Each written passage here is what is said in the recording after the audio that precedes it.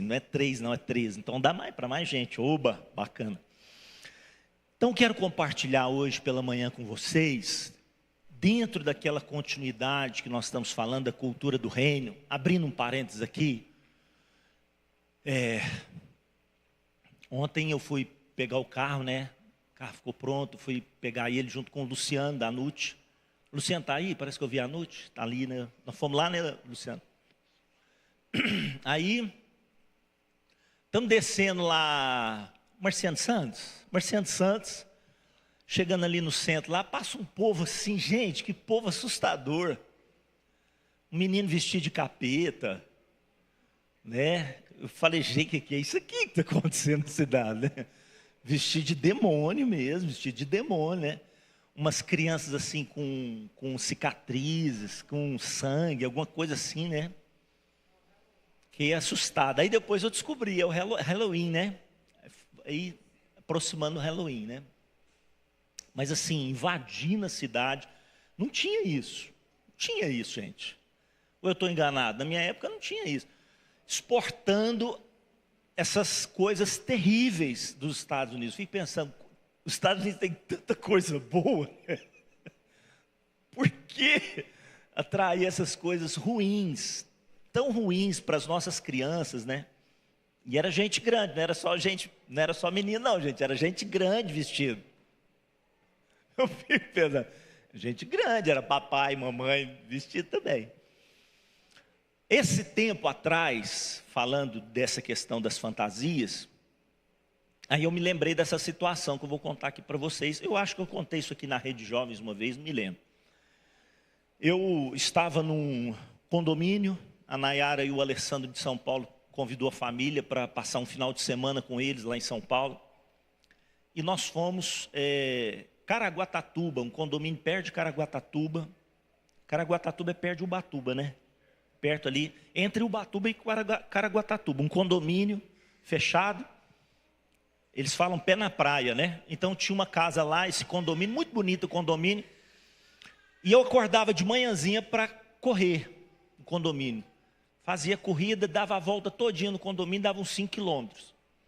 Aí, eu passei em frente a uma casa, muito bonita a casa, e eu não lembrava que era essa época de Halloween, né? Eu não lembrava. Aí eu levei um susto, irmãos, porque a casa estava horrorosa. A casa muito bonita, mas assim, uma caveira, cruz de cabeça para baixo, sabe? Vela preta, umas coisas assim terríveis, assim, parecia feitiçaria na porta da casa. Eu levei um susto com aquilo, né? E eu comecei a repreender aquilo. Falei assim, eu levei um susto, falei, repreender aquilo. Falei, meu Deus do céu, né? Que coisa macabra. Comecei a pensar, que coisa macabra, né? Aí lembrei, falei, não, é o Halloween, né?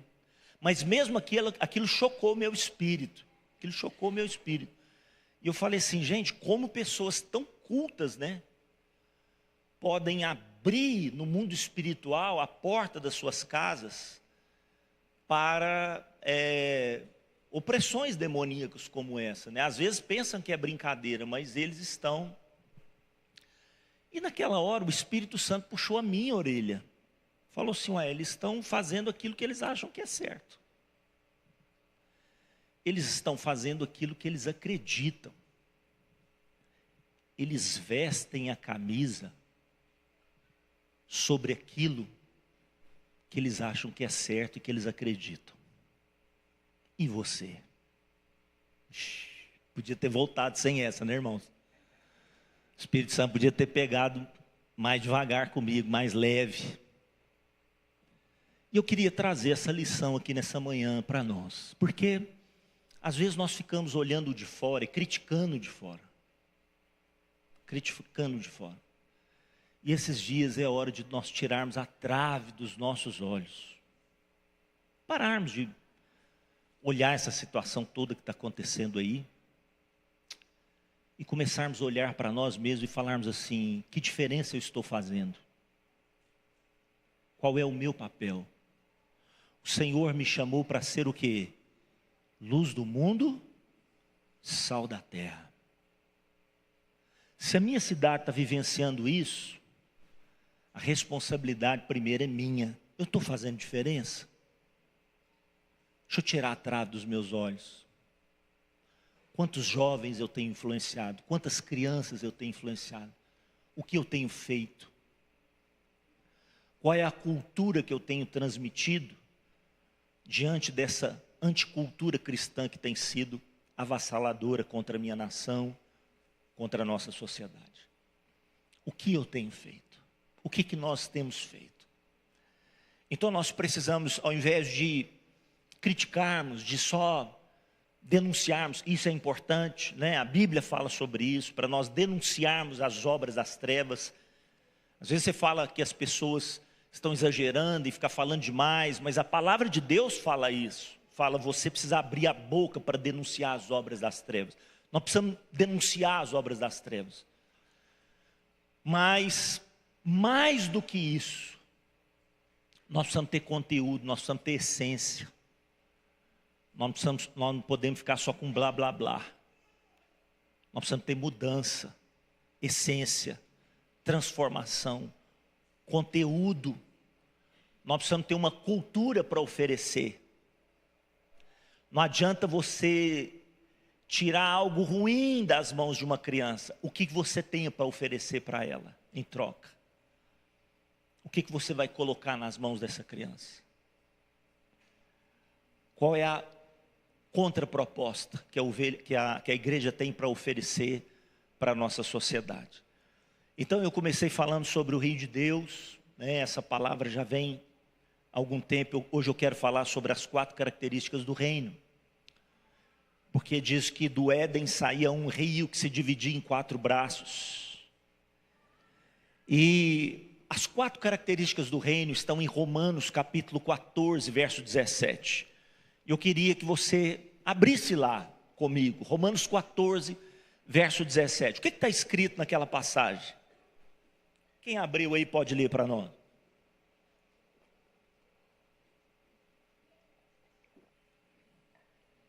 Romanos 14, verso 17. Porque o reino de Deus não é. Primeiro ele diz que o que o reino de Deus não é. O reino de Deus não é comida e nem bebida. Então o que o reino de Deus não é? Comida e nem bebida. O reino de Deus não é algo temporal. O reino de Deus não é algo que você experimenta por um momento e logo passa. O Senhor Jesus diz que quando as pessoas o procuravam, Ele dizia para as pessoas: vocês estão procurando por causa do pão que perece. Trabalhai não pela comida que perece, mas pelo pão que permanece, o quê? Para a vida eterna. O reino de Deus não é temporal, o reino de Deus é eterno. O reino de Deus está baseado em princípios eternos. Não é comida nem bebida, não é uma celebração momentânea, não é um festejo apenas. Aí ele começa a dizer o que é o reino de Deus. Ele talvez esteja falando sobre uma situação de Isaías, onde o povo, descrente dos princípios da palavra de Deus, diziam uns para os outros assim: comamos e bebamos, porque amanhã morreremos. Vamos aproveitar a vida, vamos curtir a vida, que se lixem os princípios. Eu quero mais o que me agrada, eu quero mais o que é meu. Cada um por si, Deus por todos.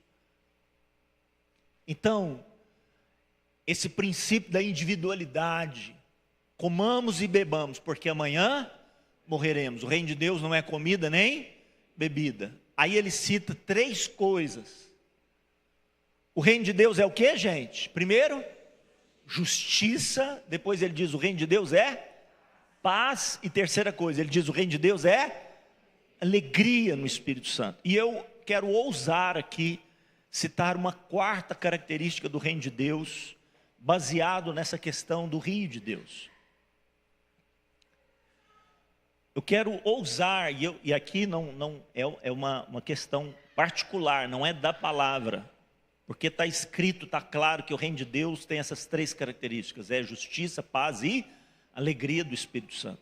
Mas eu quero ousar dizer que uma das características do reino de Deus é prosperidade, no sentido de abundância, no sentido de plenitude, no sentido de completude, no sentido de ausência de falta, que é o propósito de Deus para as nossas vidas. Quantos estão entendendo o que eu estou falando? E isso é o projeto de Deus para nós. O reino de Deus é justiça, paz, alegria no Espírito Santo e plenitude. Plenitude. Eu vim para que vocês tenham o quê? Vida, e vida o quê? Em abundância. Essa palavra abundância fala uma vida sem necessidade, uma vida sem falta, completa. E aí não é sem faltas, é questão de dinheiro, de riqueza. A pessoa pode ser milionária e não tem paz. Aqui é completude, plenitude. Então o reino de Deus tem a ver também com essa questão da prosperidade nesse sentido de plenitude. Quando a gente fala e junta essa questão do rio de Deus, que percorria toda a terra pelos seus 4 braços, por essas 4 características, você encontra isso nitidamente na palavra de Deus, caracterizado pelos rios, que são tidos na palavra como rios de Deus. Presta atenção nestas passagens das Escrituras. Vamos observar cada uma delas. Primeiro, justiça, que é a primeira característica. E aí depois nós vamos focar em cada uma delas. Hoje pela manhã nós vamos ficar somente em uma. Em Amós capítulo 5, no verso 24, eu peguei aqui a versão na Bíblia Viva. Olha o que diz: o que eu quero ver é a justiça correndo como um rio. Quantos querem isso do Senhor? O que eu quero ver é a justiça correndo como um rio. Poxa vida. Bem-aventurado os que têm fome e sede de justiça. Imagine você uma nação estabelecida na justiça. Imagine você poder ter tranquilidade e paz. Daqui a pouco nós vamos falar sobre isso. Não existe paz sem justiça. Por isso a primeira característica é a justiça. Ele não poderia colocar paz primeiro. Não existe paz sem justiça. Depois nós vamos falar sobre isso. Mas imagine isso, uma nação estabelecida na justiça. Quero ver uma correnteza de justiça e retidão que não pare de correr. Vamos profetizar junto com Amós? Quantos querem profetizar junto com Amós? Você vai ler junto comigo essa expressão aqui, para a gente ler junto, tá certo? No 3, vamos lá? 1, 2, 3. O que eu quero ver é a justiça correndo como um rio. Quero ver uma correnteza de justiça e retidão que não pare de correr. Só você que crê, dá um aplauso bem forte ao Senhor. Glória a Deus, glória a Deus, glória a Deus, glória a Deus. Quantos podem ver pela fé? Você pode ver pela fé? Pastor Carlinhos, isso é impossível. É verdade, isso é o reino de Deus.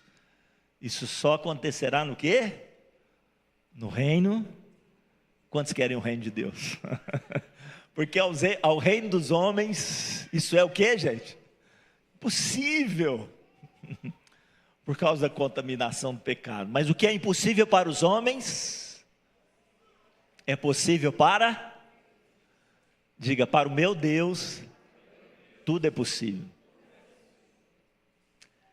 Em relação à paz, Isaías vai dizer o seguinte: é um desejo que brota lá de dentro da alma dele, né? O coração dele diz assim, ó, olha como está relacionado ao rio também. Se tivesses dado ouvido aos meus mandamentos. Deus falando com a nação através de Isaías. Nação de Israel. Deus assim, no seu devaneio, naquele sonho dele de ver uma nação obediente, uma igreja obediente, ele fala, se você tivesse dado ouvido aos meus, consequência, então a tua paz, como o rio, seria a tua paz o quê? Como o rio, e ainda fala da justiça, e a tua justiça como as ondas do mar. Quantos querem a paz do Senhor como um rio? É só obedecer. É só obedecer os mandamentos. E a paz virá como um rio. Terceira característica. Alegria do Espírito Santo. Olha o que o salmista fala no Salmo 46, verso 4. Há um rio cujas correntes fazem o que, gente? Alegram a cidade de Deus, o santuário das moradas do Altíssimo. Quantos querem nadar nesse rio? Você nada, volta alegre, feliz, saltitante.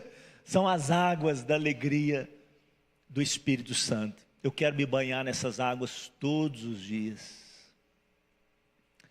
Eu e você precisamos mergulhar nessas águas todos os dias.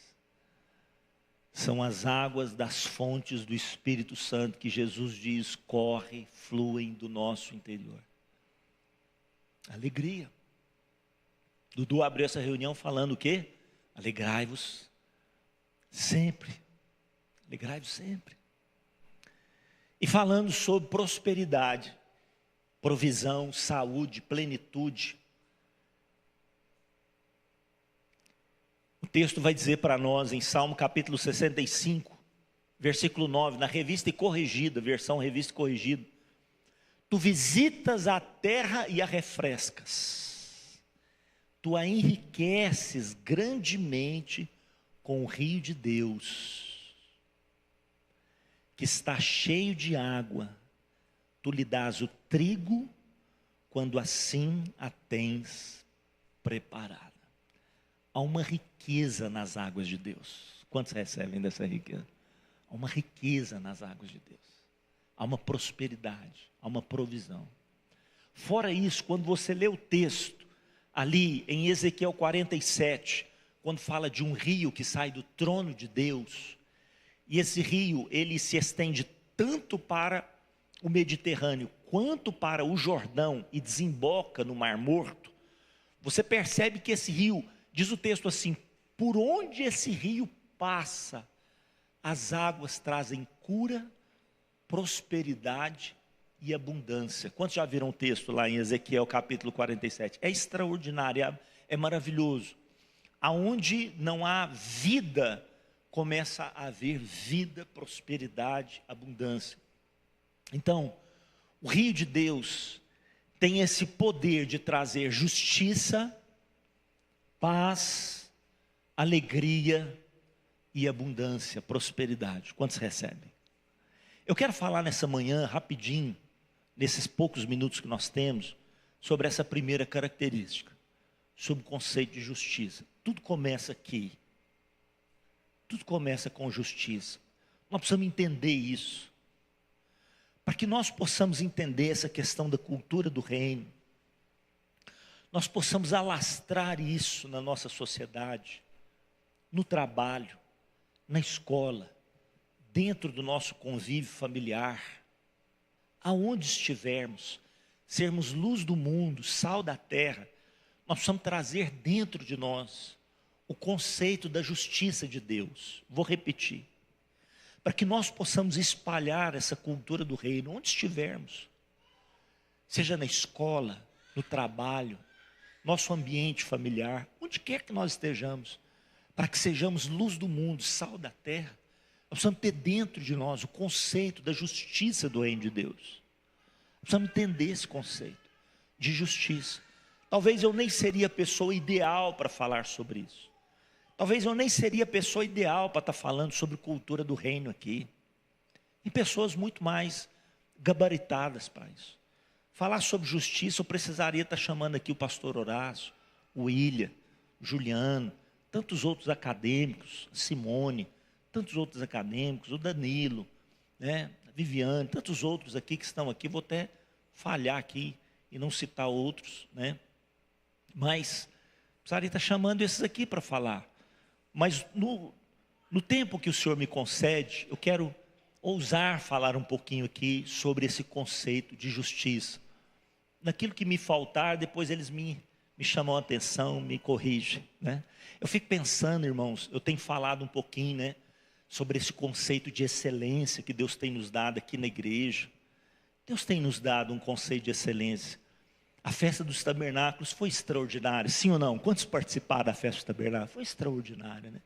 Eu fico pensando nesses irmãos que organizam a festa, que preparam a festa, que trabalham, né, nos bastidores. Eu fiz questão de agradecer a cada um deles. Pessoas assim que fazem com excelência todas as coisas, né, que trabalham com carinho, com zelo.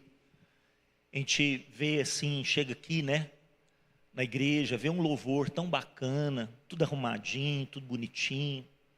É um louvor tão abençoado, nós somos tão enriquecidos com carta escrita, o pessoal tudo preparado lá atrás, ligando a igreja, os diáconos organizando tudo, né? Nós somos tão abençoados, a gente chega, senta numa cadeira, somos abençoados, tem um filtro para nós tomarmos uma água, um banheiro arrumadinho, cheirosinho. Se não tiver cheiroso, você pode nos informar, viu, irmãos? Nós preparamos, estou até exaustor agora, tem no banheiro, para não ficar com mau cheiro. Mas, se estiver faltando alguma coisa, pode nos informar, os diáconos estão aí para isso. Está faltando alguma coisa, eles anotam, coloca ali num caderno de anotação. Mas tudo isso, às vezes nem eu seria a pessoa ideal para falar sobre isso, né? A gente vai na casa do pastor Elton, por exemplo. O pastor Elton tem essa cultura da excelência, você vê que ele é um homem caprichado nas coisas, né? Você vai na casa do pastor Horácio, você entra lá dentro, pastor Elizabeth, o jardim, como ele cuida das coisas, né? E tanta excelência, tanto carinho, pastor Eliane, pastor Zezinho, né? A gente vê ali desde os primórdios, Roberto, cuidando aqui da festa dos tabernáculos. Às vezes ele ficava 15 dias antes da festa, preparando as coisas. Você vai lá na casa do pastor Paulo, pastora Lília, um jardim bonitinho lá, uma casinha, né, simples, mas você entra lá, um ambiente confortável, gostoso, preparou uma área lá excelente. Você senta ali, fica um ambiente gostoso, né? Então, às vezes, nem seria eu a pessoa ideal para falar desse estilo que Deus tem nos dado aqui, da excelência. Mas o Senhor tem nos dado essa riqueza. Essa riqueza. São pessoas que estão no nosso meio, que vão nos enriquecendo. Talvez o grande responsável pela riqueza da igreja seja você. Que talvez eu não esteja percebendo, mas que o Senhor vê. E você é o grande diferencial. Pessoas que estejam nos bastidores. Essa semana eu fui visitar a Dona Amélia. Dona Amélia está aqui? Ela está aqui, ó. Visitar a Dona Amélia, né? E aí a Dona Amélia, não marcamos nada, né, Dona Amélia? Só falamos que ia lá um dia, mas não marcamos nada. Dona Amélia recebeu a gente com tanto carinho. Ela falou, vocês vieram no dia exato. Mas por que, Dona Amélia? Fiz um bolo de laranja, Dona Amélia. Que era de laranja? O que era? De laranja. Fiz um bolo de laranja. Falei, Jesus, babá. É o dia, né? Aí não foi por causa do bolo de laranja, não, porque a culinária dela é extraordinária. Foi porque na mesa ela falou assim, eu oro pelo senhor, viu, pastor Carlinhos? Eu oro para o senhor. O que a senhora falou? O senhor está no primeiro, foi o que a senhora falou? Está no primeiro da lista lá na oração, não é assim? Eu, glória a Deus. Então você perceba que às vezes a gente não está nem sabendo, mas existem pessoas que estão nos bastidores, que estão fazendo tudo isso acontecer. Quantos estão entendendo o que eu estou falando? Talvez você não esteja nem sendo mencionado aqui, mas o Deus que vem em secreto é o Deus que te recompensa. E talvez tudo isso aqui seja uma realidade, porque você está aqui, você é importante. Eu tenho falado para as pessoas, né? Nós precisamos de uma cultura de excelência, mas nada substitui vidas. Vidas sempre serão mais importantes do que coisas. Grava isso no seu coração. Vidas são mais importantes do que coisas. Quantos recebem, irmãos? Em nome do Senhor Jesus. E o conceito da justiça, meu tempo está indo embora. Irmãos, eu gosto muito de falar, né, mas o tempo não me ajuda. O que é justiça? É o princípio básico que mantém a ordem social através da preservação dos direitos em sua forma legal. Isso é o conceito geral de justiça. Porém, Tomás de Aquino vai dizer o seguinte para mim e para você: justiça é a vontade constante e perpétua de dar a cada um o seu direito. Presta atenção. Não é algo que está relacionado a mim, mas é algo que está relacionado ao outro. Se eu me preocupo com o direito do outro, a justiça será estabelecida. Quantos estão entendendo o que eu estou falando? Se eu me preocupo com o meu direito, esse é o problema do homem. Se eu me preocupo com o direito do outro, nossa sociedade será uma sociedade perfeita. Nós precisamos olhar mais para o outro. Marido, olhe mais para a esposa. Esposa, olhe mais para o marido. Pais, olhem mais para os filhos. Filhos, olhem mais para os seus pais, com carinho, com amor, com dedicação. Olhe para eles. Trate eles com zelo, um dia você não os terá mais. Direito é essa vontade constante e perpétua de dar a cada um o seu direito. Aliás, justiça é a vontade constante e perpétua de dar a cada um o seu direito. O reino de Deus é justiça. O que eu coloquei? Presta atenção nisso aqui, irmãos. Um reino só pode ser estabelecido, consolidado e perpetuado por meio do quê? Da justiça. Todas as vezes que um império, um reino, ele foi comprometido na sua justiça, ele faliu. Nós precisamos orar pelo Brasil. Nós precisamos orar pelo Brasil. A nossa justiça não pode se corromper. Não pode se comprometer. Nós precisamos orar. Nós não podemos nos desesperar em relação ao Brasil. Nós precisamos orar e pedir: Deus, muda os destinos da nossa nação, estabelece aquilo que é justo nos pilares da nossa nação. Uma nação injusta não prevalece. Isso é muito sério, irmãos. Onde a injustiça prevalece, aquele reino vai falir, aquele reino vai cair. Quantos vão orar mais intensamente pela nação brasileira? Isso é tão sério que o salmista vai dizer: justiça e direito são o que, gente? O fundamento do teu trono. Se tem uma base que sustenta o trono de Deus, o que o salmista diz? É o quê? Justiça e direito é o fundamento do teu trono. Aí ele fala: graça e verdade te precedem, aí vão à frente de ti. O que sustenta Deus? Justiça e direito. O que vai à frente dele? Graça e verdade. Isso é sério demais, irmãos. Vou andar um pouquinho mais rápido para a gente ver o quanto mais a gente pode aproveitar aqui, porque deu a hora. A marca da sabedoria de Salomão, no início do seu reino, foi o estabelecimento do quê? Justiça. Vocês se lembram? Quando foi que foi clarificado a sabedoria de Deus sobre a vida daquele homem? Quando ele se assenta no trono para julgar uma causa impossível. E ele precisava estabelecer justiça naquele momento. Deus lhe dá sabedoria para o estabelecimento da justiça. Por quê? Porque ocorreu um conflito. Todas as vezes que ocorre um conflito, necessita-se da justiça. Todas as vezes que a justiça precisa ser estabelecida, necessita-se de sabedoria. Vou repetir. Todas as vezes que o conflito vem à tona, precisa-se da justiça. Todas as vezes que a justiça precisa ser estabelecida, precisa da sabedoria. Quantos estão entendendo o que eu estou falando? E Salomão diz: vamos pegar essa criança, vamos partir ela no meio. Porque a sabedoria de Deus é loucura para os homens. Pronto, o rei pirou a cabeça. O rei pirou a cabeça. Nó, a sabedoria de Deus. A mãe verdadeira disse: não faça isso com a criança. Não faça isso com a criança. Dê a criança para essa outra mãe. Não tem problema, ela pode ficar com a mãe. Salomão disse: então você fica com ela. E aí todos se espantaram, porque a justiça foi feita. Não tem exame de DNA, irmãos. Não tem exame de DNA. É a sabedoria de Deus que se manifestou para o estabelecimento da justiça. O reino de Deus foi estabelecido naquele momento. Por isso que o reino de Salomão prosperou, porque a justiça prosperou. No final, ele se corrompe, você sabe disso. Mas o início do reino de Salomão foi um reino próspero, pelo estabelecimento da justiça. Quando a justiça é necessária, eu coloquei: a justiça entra em cena devido à existência de conflitos. Qual foi o primeiro conflito, irmãos? O conflito entre o homem e Deus. Nos tornamos inimigos de Deus. O primeiro conflito que existe, Éden. O conflito na relação homem-Deus. Porque os vossos pecados, as vossas iniquidades fazem o quê? Separação entre vós e o vosso Deus. Tem um conflito aqui. Esse conflito precisa ser resolvido. A consequência desse conflito é a morte. Há um conflito do homem com ele mesmo.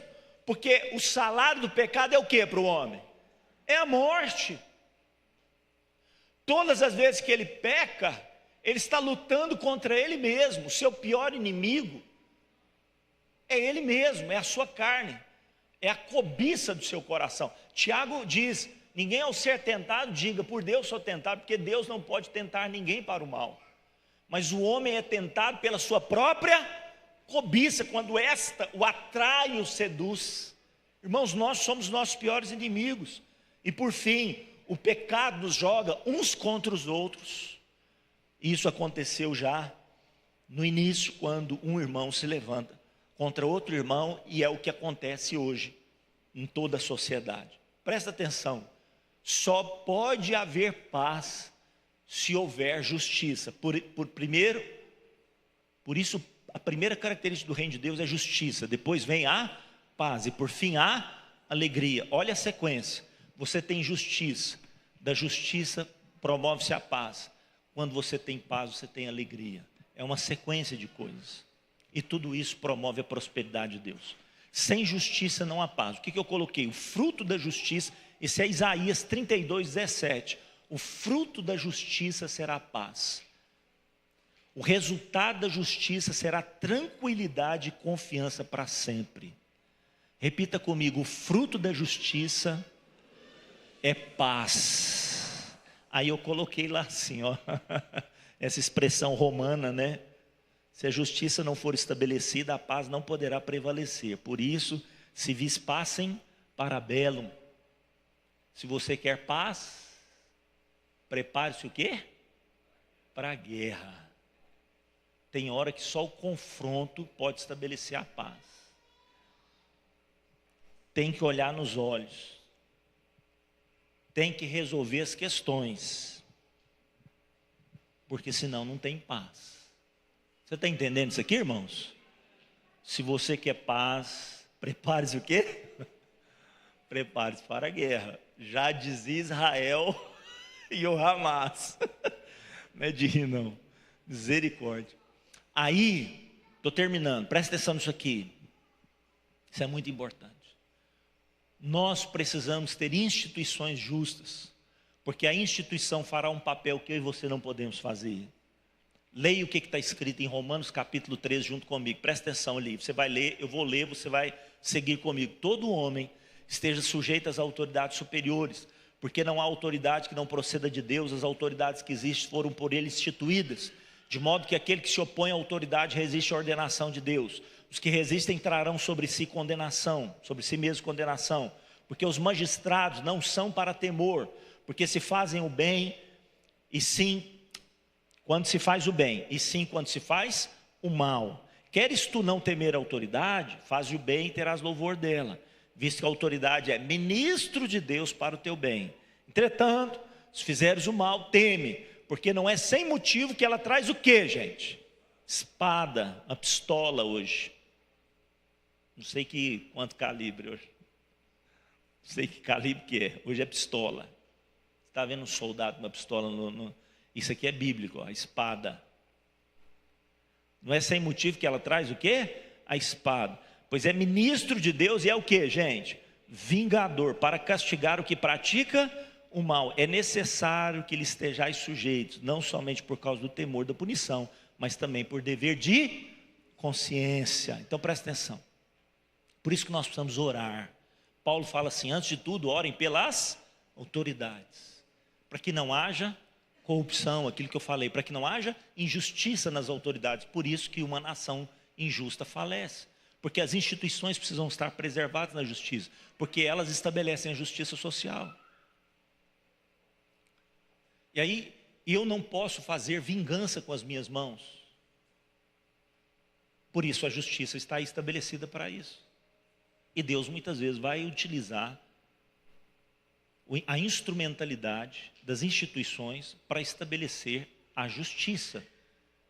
E uma justiça às vezes até mesmo vingativa, no sentido de punição. No sentido de punição. Agora presta atenção nisso aqui. A justiça com Deus, quando ela é estabelecida, ela vai promover paz. Lembra que o primeiro conflito é com Deus? Então eu não tenho paz com Deus, enquanto uma justiça entre eu e Deus, entre mim e Deus, né, essa é a expressão correta no português, entre mim e Deus, quanto uma justiça não for estabelecida, eu não tenho paz com Deus. Tem um conflito aí, algo precisa ser resolvido. O que o texto diz em Romanos 5:1? Justificados. O pastor Horácio um dia falou sobre justificados. Por isso você pega a palavra dele, o que é justificados? Uma pessoa cumpriu a sua pena, bate ali um carimbo de um documento, o carimbo está justificado. O que significa isso? Ele cumpriu a pena dele. Como o salário do pecado é a morte, não tem jeito de nós cumprirmos a nossa pena. O que Jesus fez? Cumpriu ela no nosso lugar. Justificados, pois, mediante a fé, temos o quê? Paz com Deus, por intermédio de quem? Por meio de quem? Do nosso Senhor Jesus Cristo. Você pode respirar aliviado? Você pode dar um aplauso ao Senhor Jesus? Ô, glória! Então, irmãos, a justiça já foi feita, amém? O próximo passo é paz com Deus. Falando um pouquinho aqui, rapidinho, tá, irmãos? Aguenta aí. Perdão e punição. Pastor, como que a gente estabelece aqui? Presta atenção nisso aqui. Para que Deus pudesse nos perdoar, não foi assim não, meu filho, eu te perdoo. As coisas não são assim, irmãos. Deus fala para eu e você fazermos o quê? Perdoa o seu irmão, sim ou não? Aí você chega do seu irmão e fala assim, eu te perdoo. É fácil? É fácil, irmãos? Tem um preço por trás. Perdoar não é fácil. Se para nós que somos miseráveis não é fácil, imagina para aquele que é perfeito. Se para nós que não temos o direito de pegar nenhuma pedra não é fácil, pode ficar aqui, Isaías, por aqui mesmo. Hein?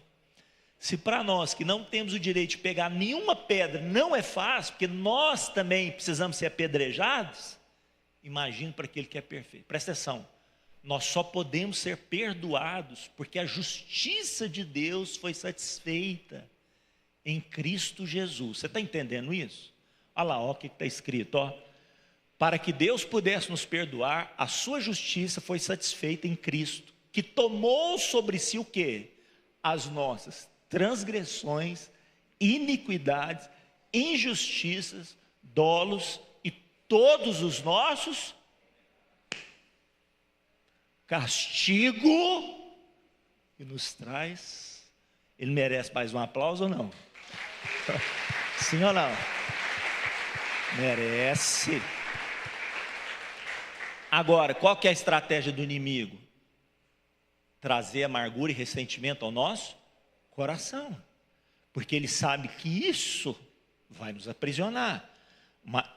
A maior estratégia do inimigo é gerar em nosso coração amargura por causa da injustiça, porque não é fácil, irmãos. Uma injustiça, ela dói. Eu não sei se você já foi injustiçado. Toda pessoa injustiçada, ela quer matar o outro. Ela quer esganar o outro. Dói, aquilo dói. Ela quer se vingar. É um sentimento. Por isso que a Bíblia diz: irai-vos e não pequeis, porque não irá é impossível. É impossível não irar. Alguém disse certa vez: ressentimento é tomar veneno todos os dias, esperando o quê? O inimigo sabe disso. E Deus sabe também. Por isso que Deus vai falar o que para nós? Que a raiz de amargura, meu filho, ela não só vai te matar, mas ela vai matar também aqueles que estão em volta de você, porque você vai perturbar todo mundo. Uma pessoa perturbada perturba todo mundo. Uma pessoa que não tem paz angustia todas as outras pessoas que estão em volta dela. É a tal da raiz de amargura. Qual que é a estratégia de Deus para nos curar? A vacina é o que, gente? Qual que é o antídoto contra esse veneno da serpente? Qual que é o antídoto? É o perdão. Por isso que, o que Jesus vai nos ensinar? A perdoar. Por isso que o perdão não é uma opção, o perdão é um mandamento. Porque se fosse para optar, nós optaríamos em não perdoar.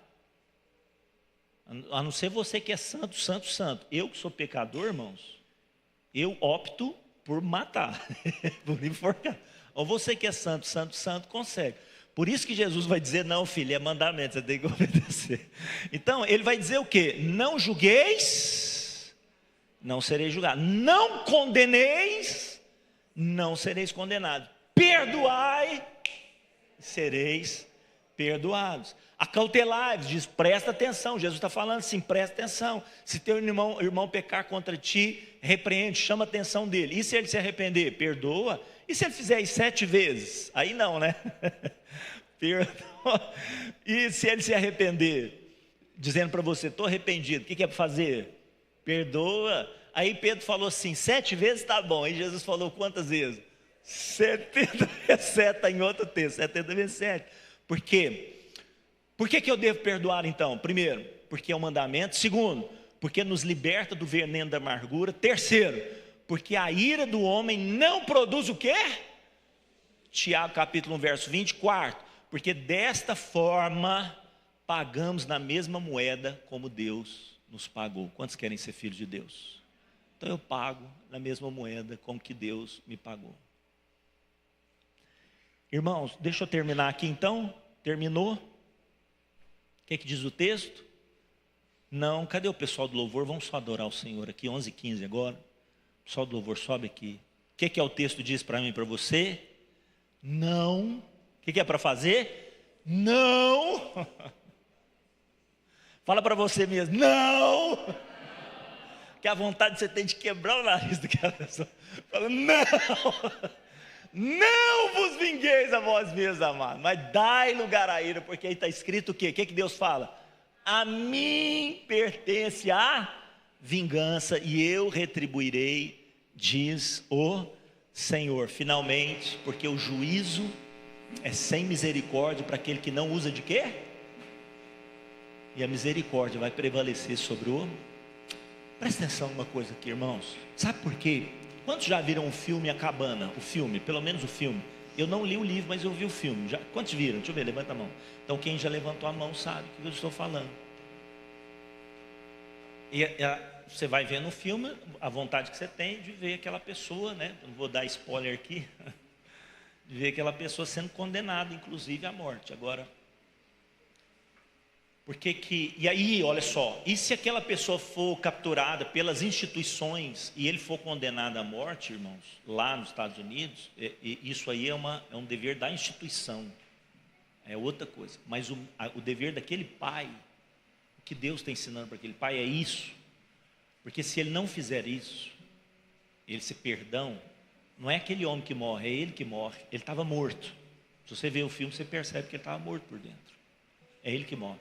E não só por causa disso, porque ele também estava sob condenação por causa de algo que ele tinha feito. Eu estou falando as coisas aqui sem dar spoiler, porque você vai ver, eu só estou gerando curiosidade aqui, para você ver o filme ou ler o livro. Então, na verdade, todos nós estamos condenados.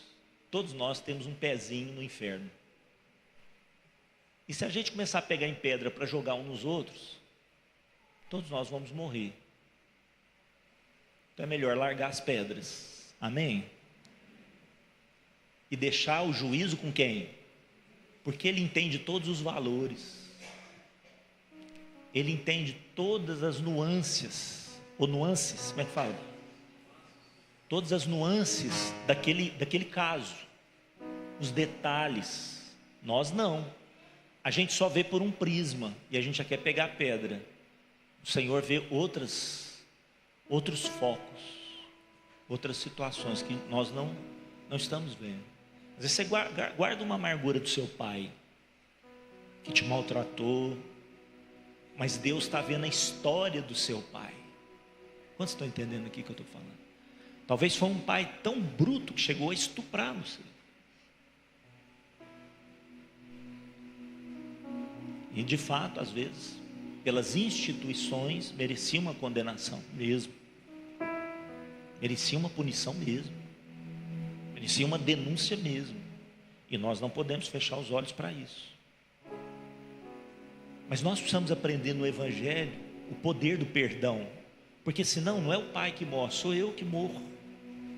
Eu morro. E Deus está olhando aquele pai, não só naquele ato, mas Ele está olhando de uma forma absoluta. E Ele está vendo ali talvez uma vida aprisionada por demônios, e por situações que fizeram com ele na infância que você nem sabe. Uma vida doente, porque quem é ferido fere, quem é machucado machuca. Se nós não aprendemos a jogar as pedras no chão, não vai sobrar ninguém. Eu estava vendo aquele documentário lá, né? E uma das pessoas do Irã falou isso para outra pessoa do Irã lá, falou assim: olha, se nós não aprendermos a conviver uns com os outros, não terá sacos de defuntos que serão suficientes para serem colocados todos os corpos das nossas nações. Nós vamos parar. Queria que você ficasse de pé nessa manhã. Nós orássemos nessa manhã pela justiça de Deus. A justiça de Deus. Escuta, fecha os teus olhos um pouquinho.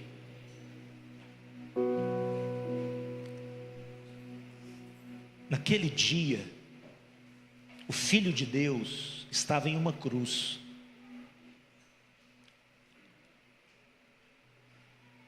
Os céus se escureceram. Se Jesus não abre a boca naquele momento e diz assim: Pai, perdoa-lhes, o planeta Terra iria explodir. Aconteceria ali uma revolta dos céus contra a terra. Estava acontecendo uma revolta dos céus contra a terra, porque a maior injustiça do universo de todos os tempos estava sendo cometida naquele momento. O unigênito Filho de Deus estava sendo assassinado. Presta atenção nisso aqui, irmãos. O Filho de Deus abre a boca e diz: espera aí, Pai, perdoa-lhes, porque eles não sabem o que fazem. Se Ele não faz isso, todos nós estávamos condenados.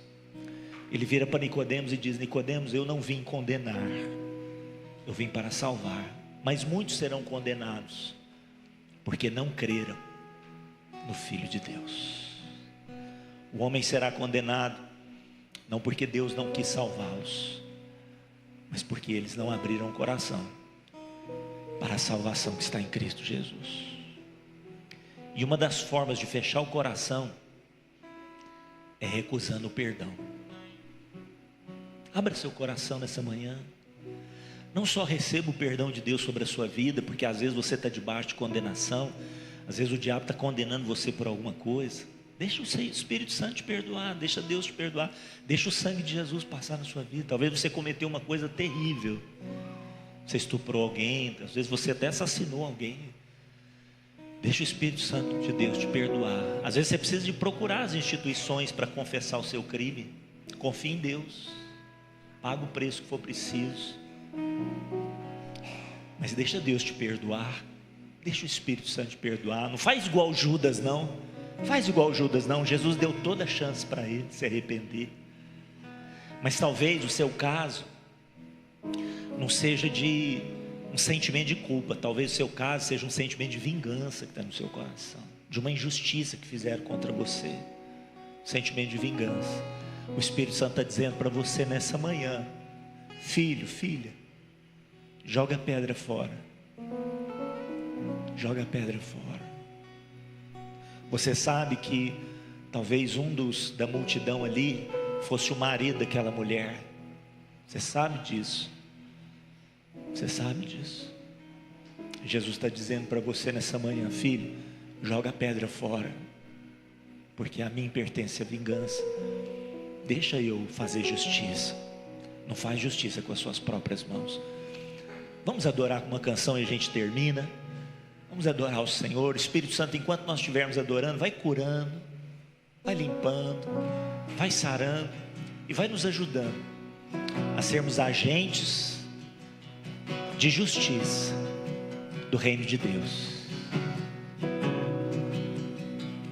Espírito de Deus, se abalam, declara isso nessa manhã. os povos se curvam, Espírito de Deus, as bocas se abrem, meu Deus, meu Deus, as mãos se levantam para dizer que tu és o rei, para dizer, para dizer, para dizer, para dizer, para dizer que tu és o Senhor. meu Deus, meu Deus. Os reinos se abalam, Os povos, se curvam, oh meu as Pai, bocas se abrem, as mãos se levantam as mãos se levantam para dizer que tu és o rei, pra Yahvé dizer que tu Sidkenu, és o rei, pra dizer que tu és o Senhor. Senhor, justiça nossa. Teu reino é sempre eterno, firmado em misericórdia, justiça e igualdade, bondade e fidelidade. A tua igreja te adora. O que nós fazemos nessa manhã? A tua igreja te adora. Você pode dizer essa verdade mais uma vez? Teu reino é sempre eterno, firmado em misericórdia, justiça e igualdade, bondade e fidelidade. A tua igreja te adora. A tua igreja te adora. Espírito Santo, nós colocamos tudo nas tuas mãos. Continua operando em nós. Eu quero fechar a reunião agora, mas o Senhor continua operando nas nossas vidas. Estabelece o princípio da justiça. Talvez aqui uma comunidade pequena nos ajuda, onde estivermos, estabelecermos o princípio da justiça do Senhor. Justiça do céu sobre a terra. Não a justiça vingativa, mas a justiça do teu coração, em nome de Jesus. Você recebe, dá um aplauso bem forte a Ele essa manhã.